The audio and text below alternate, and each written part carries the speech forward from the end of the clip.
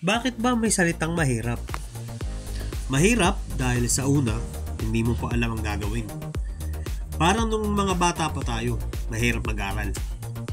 Parang nung nagtatrabaho na tayo, mahirap ang trabaho. Pero, lahat ng mahirap, dumadali. Kapag natutunan mo na kung paano ito gawin.